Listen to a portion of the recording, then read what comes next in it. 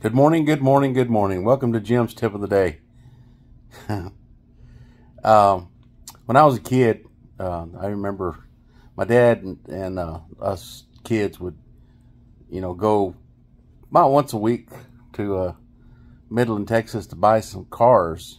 We lived in Pecos, which is about 100 miles away, so we'd buy cars and go buy them and then come back. And he always wanted me and my sister and my brothers to invite some of our friends because they could drive cars, as long as they were 16 and had driver's license, they could drive cars back. And he always took us to the truck stop. Back then it was called Warfield, and had the best country fried steaks there were, or in West Texas they call them chicken fried steaks. But I'm talking about huge, man. They would bring two big old steaks about yay big, mounted mashed potatoes and gravy and the whole bit. And we used to drive the cars back. Well, my dad had a chewing tobacco problem, which my mom really didn't like. And back then, air conditioning wasn't as prevalent as it is now, especially on cars.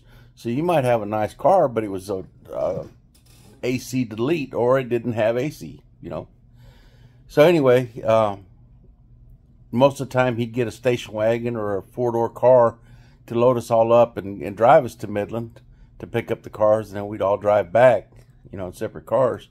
But his deal is that he liked spitting out the window.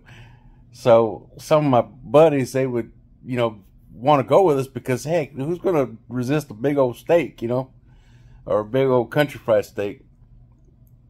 And so every time I'd get in the car, I'd make sure that I got the passenger side back, or the passenger side, because when the old man would spit out the car because there was no air conditioner, it would go out and then come back in and hit somebody in the face. Oh man, you talking about hilarious as hell to watch somebody get spit in the face. I mean, I know it's gross, but it's still funny as hell. And needless to say, I was the one that was in charge of cleaning up the spit along the side of the car. So that was the first thing he made me do every time we'd come back to town.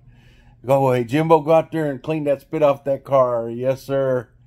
Oh, man, that was some tough stuff. I tell you what, I miss the old guy. He was fun as hell.